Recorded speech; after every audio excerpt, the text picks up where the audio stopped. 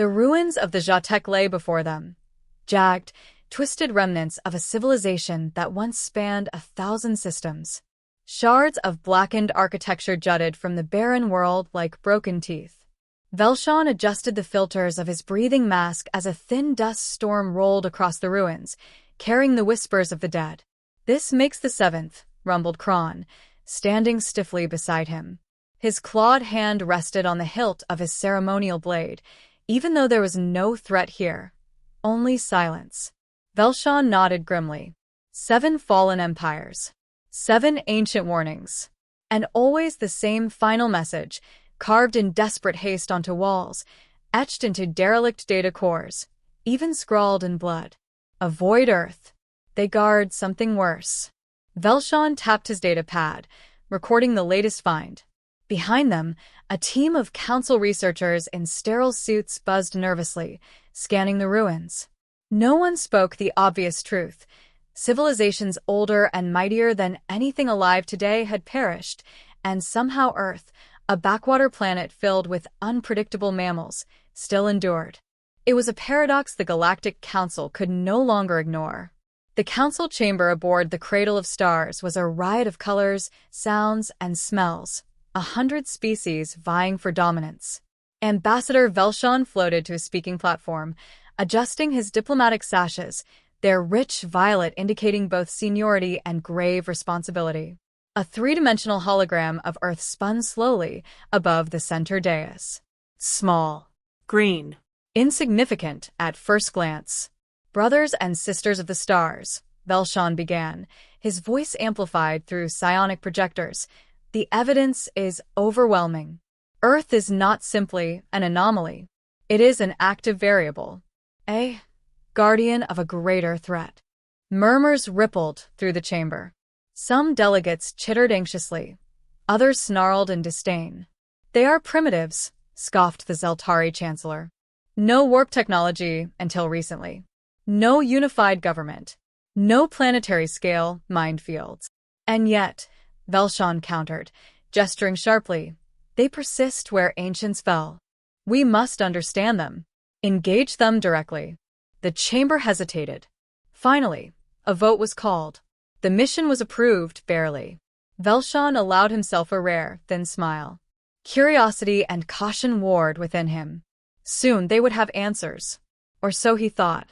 The human city called Geneva bustled around them, a mess of air traffic, neon advertisements, and impossible energy signatures. Velshan's diplomatic party, 5 delegates and 2 military observers, landed discreetly within the United Nations complex, a towering edifice of gleaming metal and transparent glass.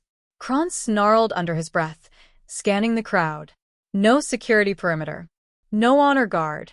They are reckless. Velshan inclined his head, amused. Or confident. They were met by 2 humans. The first, a woman with unruly auburn hair and an easy smile, strode forward, extending her hand. "Dr. Alexis Monroe, Cultural Liaison." "Welcome to Earth," she said brightly, her words translated instantly through neural implants. The second, taller and broad-shouldered in a sharp gray uniform, offered only a nod. "Colonel Jack Ryland, military advisor. I'll be making sure none of you get yourselves killed." Kron stiffened. To him, such casual greetings were an insult. Velshan, more practiced in diplomacy, simply bowed slightly. "You honor us with your welcome," he said, voice smooth. The human woman laughed. "Formality?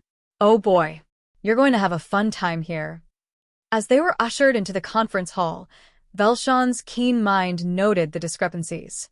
The humans had primitive tech by galactic standards, no minefield protections, no planet-wide sentient AIs.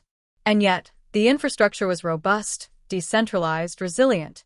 Weapons were cleverly disguised everywhere. The guards wore suits instead of armor, but their posture screamed veterans. This was not a people naive to war. The first round of negotiations went exactly as Velshan expected. Polite phrases, cautious information exchange, superficial discussions of trade and culture. It was during the informal tour afterward that he glimpsed something unsettling. They were led into what Dr. Monroe called the vault, a secure underground repository of Earth's greatest technological achievements. Among the relics were devices made of material compositions Velshan could barely comprehend. A black cube hummed quietly behind reinforced barriers.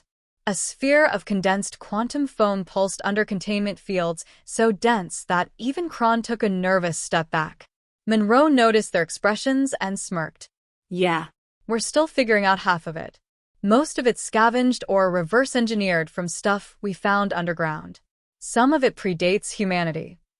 Velshan stared at her, his twin hearts skipping a beat. Predates? Monroe shrugged. Earth has layers. Deep ones. Later, as they shared a cautious meal in the UN's diplomatic wing, Velshan broached the real topic. Tell me, Dr. Monroe, your species, against overwhelming odds, amidst a galaxy littered with corpses, you endure. Why?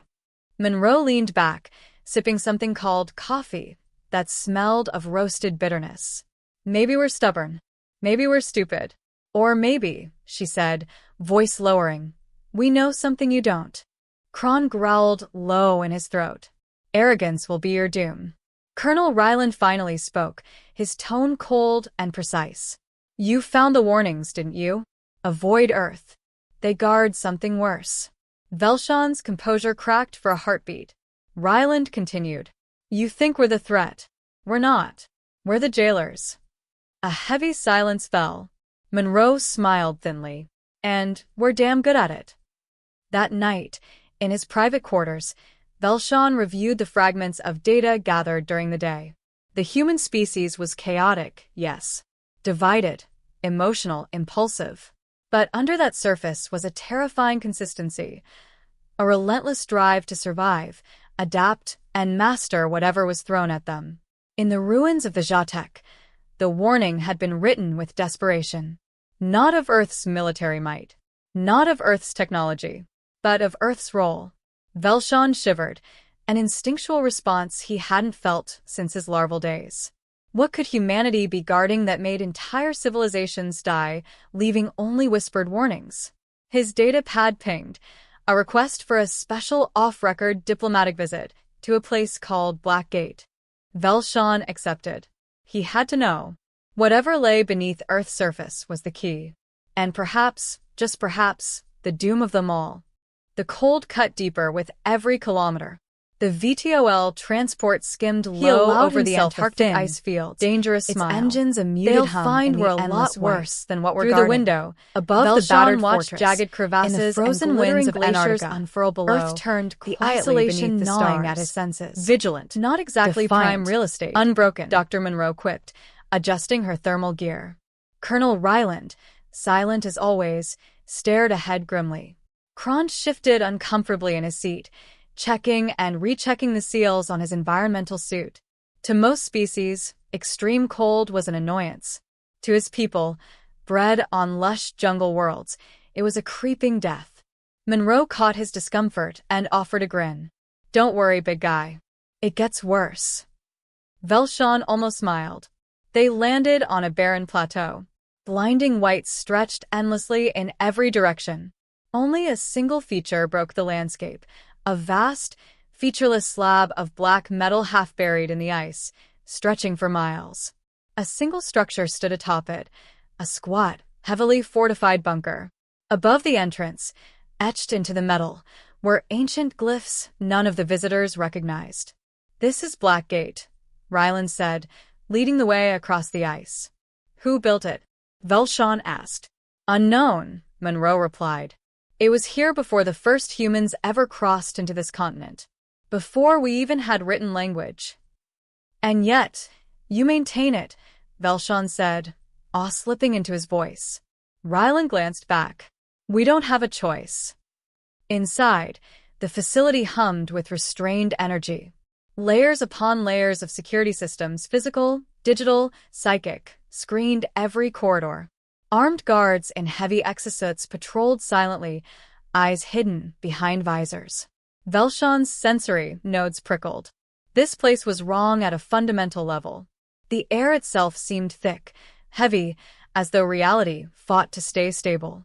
They passed through a dozen checkpoints, descended via a maglev shaft that plunged miles beneath the surface. The deeper they went, the more Velshan sensed something pressing against the edges of his mind. At last they reached the core. A massive chamber, circular, walls inscribed with flowing symbols that shimmered and shifted when looked at directly. In the center floated a construct, a perfect sphere of liquid silver contained within an intricate lattice of black crystal and golden struts. It pulsed with a rhythm that was not sound, but sensation, a heartbeat felt in the bones. "This," Monroe said, voice losing all levity, "is the seal." Kron stepped forward cautiously. "What lies beyond?" Ryland answered without emotion. "The Hollow King." The explanation unfolded slowly, each revelation heavier than the last. Eons ago, before even the oldest recorded empires, something monstrous emerged from beyond conventional space-time. A being of thought and hunger, the Hollow King consumed civilizations not by force of arms, but by unraveling their will. Whole worlds had turned to dust simply because their people gave up.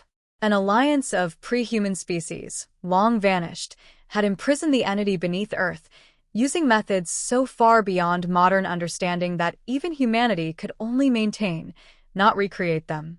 When humans arose, the prison was already here. Ancient instinct, perhaps the faint memory of cosmic terror woven into the DNA of all life on Earth, drew the early civilizations to worship, fear, or protect the forbidden sites where traces of the seal bled into reality. Over millennia, humanity evolved into its jailers, unknowingly at first, then deliberately. "We've lost thousands keeping it contained," Monroe said. "Black orders.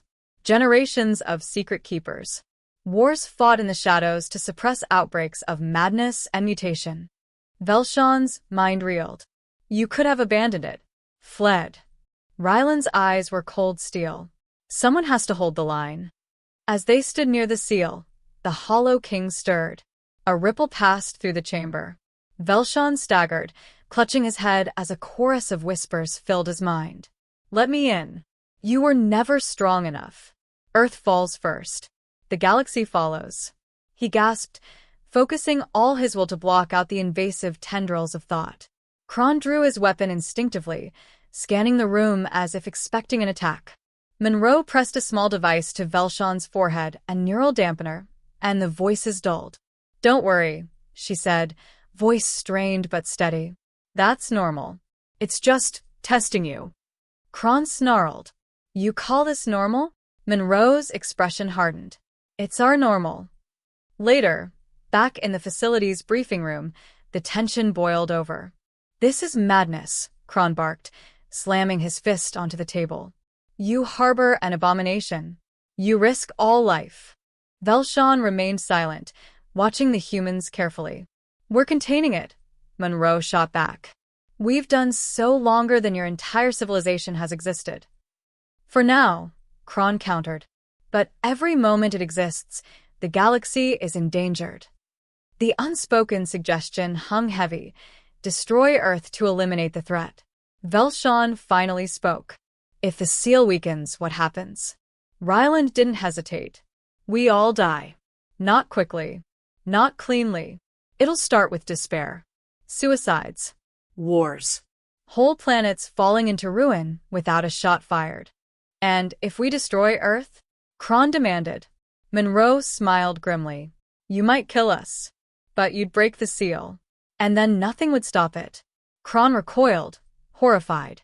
"You see," Monroe continued, "we're not a threat to you. We're the cork in the bottle. Pull it out."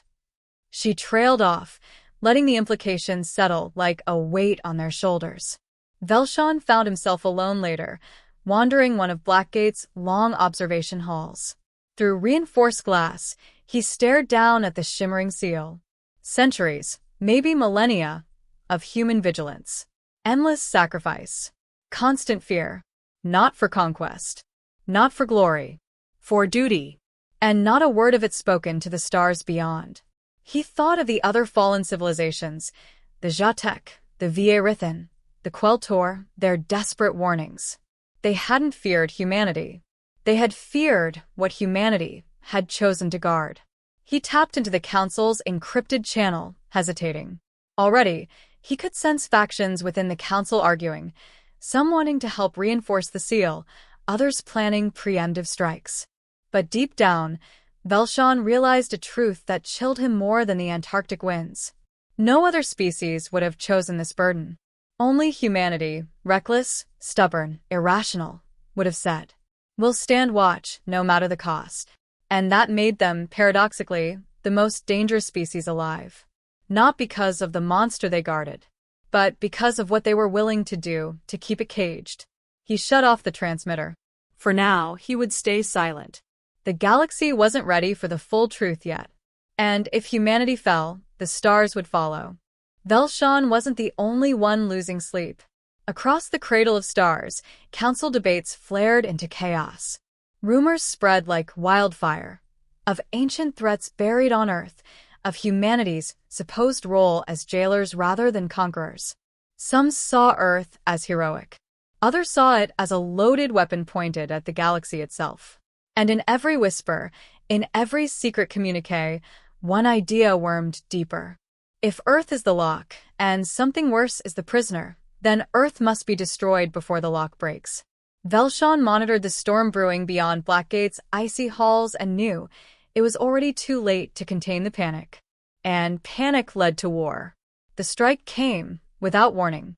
An orbital tremor rattled the Blackgate facility as kinetic rods, fired from high above the atmosphere, smashed into the ice plains surrounding the fortress. Alarm screamed. Red emergency lights bathed the corridors in bloody hues. Inside the command center, Colonel Ryland barked orders with mechanical precision. Seal off Vault 3.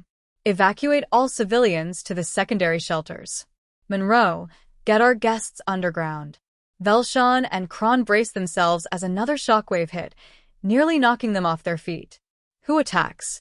Velshan demanded, stabilizing himself against a wall. Ryland's jaw clenched. Council factions. Rogue elements. Cowards too scared to understand what they're about to unleash.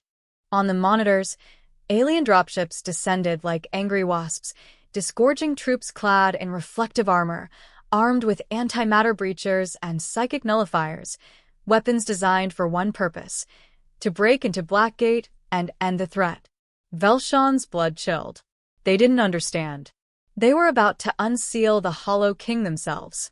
In the chaos, the humans revealed their true colors. From hidden vaults and recessed walls, automated defenses emerged, not the crude ballistic weapons Velshan expected, but sleek gravitic disruptors, electromagnetic rail turrets, and psychic dampeners strong enough to paralyze even a council psionic specialist. Teams of human operatives, clad in unmarked black combat suits, moved with brutal efficiency. They didn't fight for territory. They fought to protect one thing: the seal. Velshan and Kron followed Monroe through labyrinthine corridors as tremors shook the facility. "This way," she shouted over the roar of distant firefights. Kron snapped his weapon up at a flicker of motion, but lowered it when he saw a human teenager, barely 16, sprinting past them in blackguard uniform, rifle slung over his back. His face was a grim mask of focus. "Children?" Kron hissed. "Everyone fights," Monroe said grimly. "Everyone." Velshan understood then. Earth had no luxury for innocence. Not here. The first breach came at Vault 6. Council strike teams cracked open a secondary sealed chamber, exposing a small outflow of psychic rot that instantly infected their minds. Surveillance footage showed them turning on each other. Weapons fired, screams echoed, before the feed cut out entirely, static filling the monitors. Monroe slammed a fist onto the command table. "Idiots," she spat. "They don't get it. This isn't a prison. It's a dam. And they're punching holes in it." In the core, the seal pulsed erratically, cracks spiderwebbing across its silvered surface. Velshan watched in horror as an oily black mist began to leak from the fractures, reality itself warping around the seepage. Whispers filled the air again, stronger now. Promises. Pleas. Lies. Kron shivered, lowering his weapon uncertainly. What if we let it out? What if it could be controlled? Ryland shot him a look colder than the ice above. That's what the Vierithan thought. That's what the Queltor thought. That's why you found ruins instead of civilizations. Velshan stepped between them. Enough. We must seal the breaches. Ryland nodded. We have a protocol, but we'll need your help. The ambassador hesitated, then steeled himself. Humanity wasn't fighting for conquest. They were fighting to save everyone. He would stand with them. The plan was desperate. Velshan, Kron, Monroe, and Ryland formed a strike team to reach the central reactor, an ancient fusion core woven into the seal's infrastructure. By overloading it, they could create a temporary reality stabilization pulse strong enough to reseal minor cracks and buy precious time. But to do so, they had to fight through occupied sectors now swarming with rogue council troops, many already showing early signs of psychic corruption, wild eyes, twitching limbs, voices speaking in tongues. They moved fast. At one point, they crossed a breached corridor where the walls seemed to breathe, exhaling madness. Velshan saw hallucinations of his homeworld burning, his kin weeping. Kron stumbled, muttering in a tongue not his own. Monroe slapped dampeners onto their necks, restoring clarity. "Focus," she barked. "It's not real." They pressed on. In the final corridor before the reactor, they found the last line of defense, a dozen blackguard operatives standing in a ruined hallway, bodies piled around them. Children, teenagers, veterans, all wounded, all refusing to yield. The lead operative, a woman with half her face melted from plasma burns, saluted as Monroe approached. "Ma'am," she rasped, "they're massing beyond this point. We can't hold them long." "You don't have to," Monroe said softly. "Fall back. We'll finish it." The woman smiled, a grim, broken thing, and motioned her people to withdraw. Velshan watched them disappear into the smoke and chaos. Such courage, such madness. Maybe both. They reached the reactor. It was a monstrous thing, ancient and powerful beyond understanding, encased in layers of shielding that glowed sickly under the strain. Monroe and Ryland worked quickly, bypassing failsafes. Velshan and Kron stood guard as corrupted council forces closed in, twisted, shrieking things no longer entirely recognizable as their original species. The first wave hit hard. Kron roared, his blade cleaving through a slavering creature wearing a Zeltari insignia. Velshan used a pulse rifle he barely understood, cutting down abominations as they crawled and twisted toward the group. Time blurred. Pain. Fear. Fury. Then, a deafening hum. Monroe shouted. Now. They slammed the final override. The reactor surged, light exploding outward in a shockwave that slammed through Blackgate. The mist recoiled.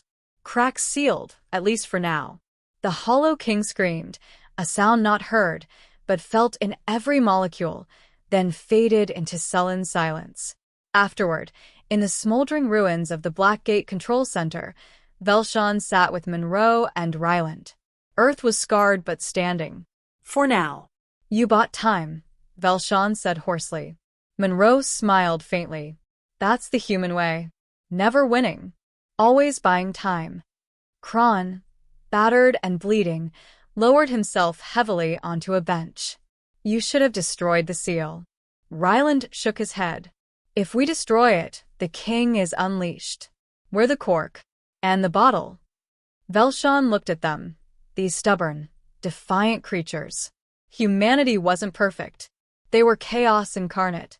But they were also the galaxy's last line of defense. He rose, spine straight. "I will return to the council.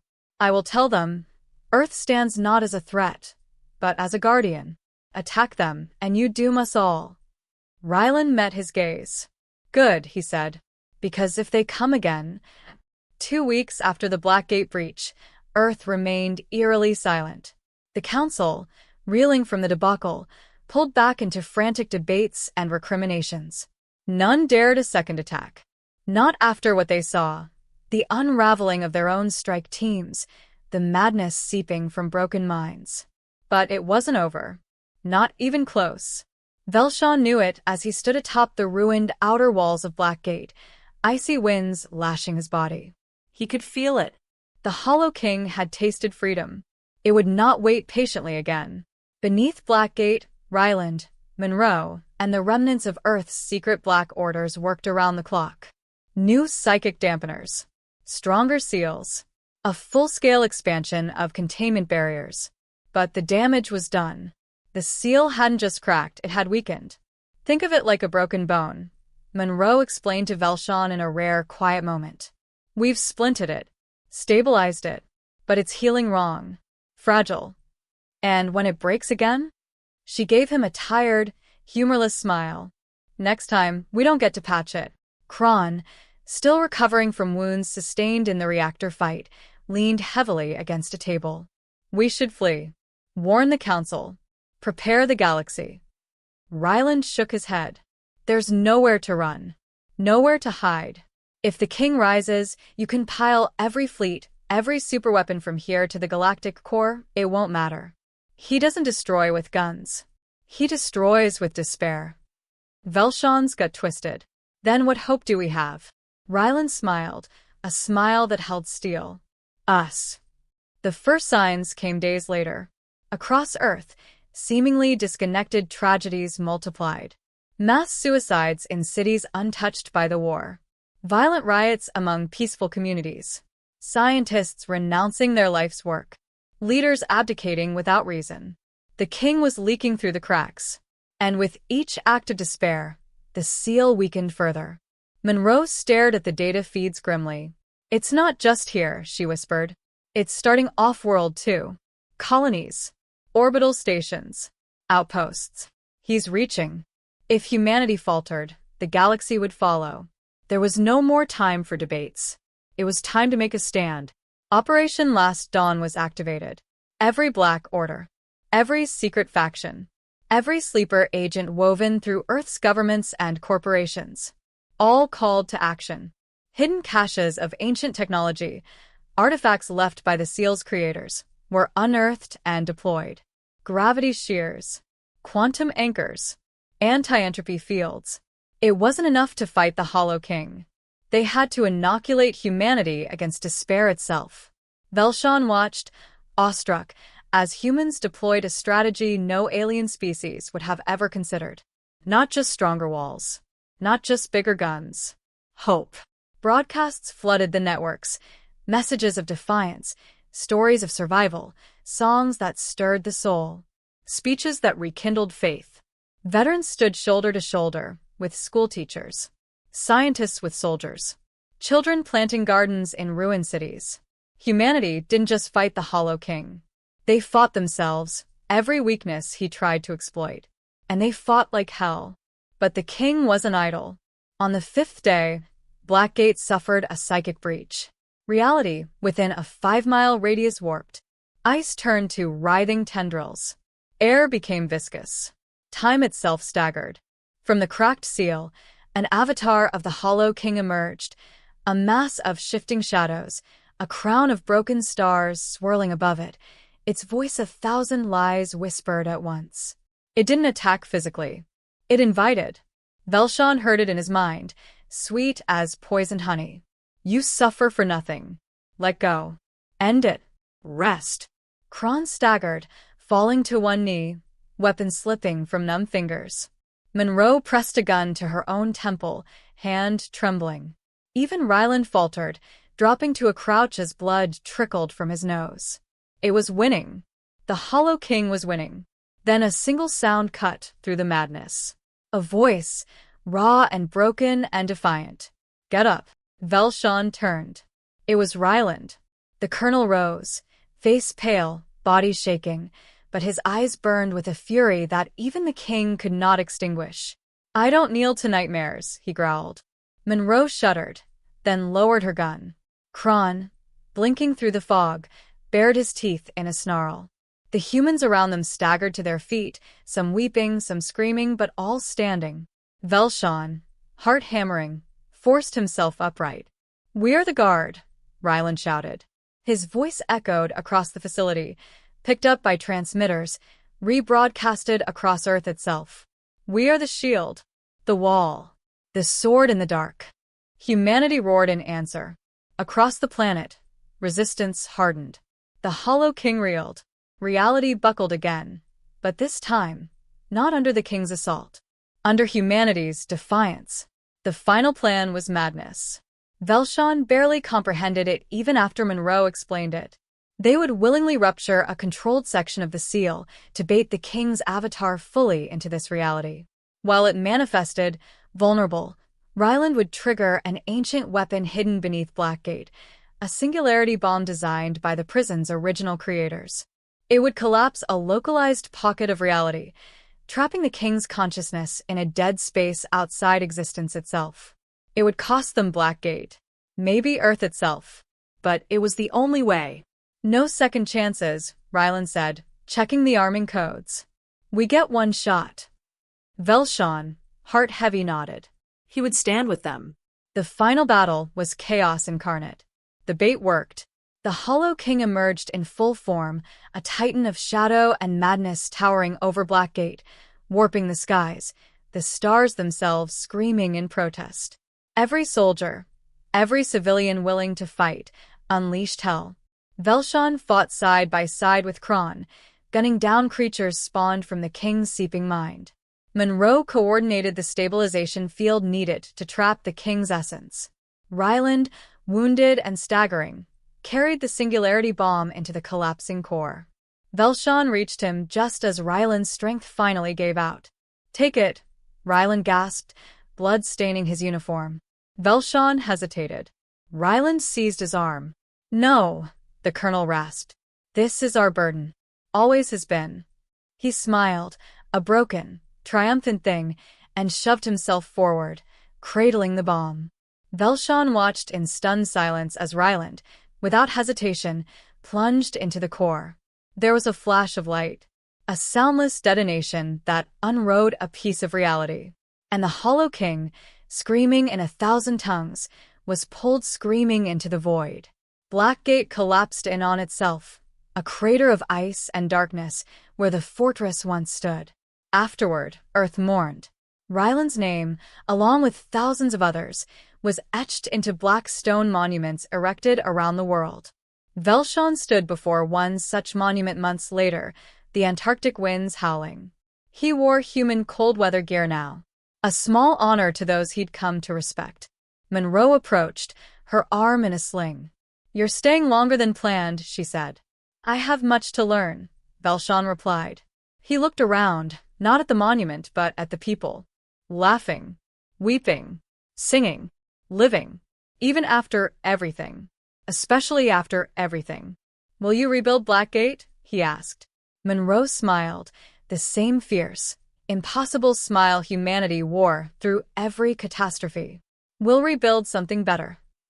Velshan turned his gaze to the horizon, and for the first time in his long, weary life, he felt something more powerful than fear.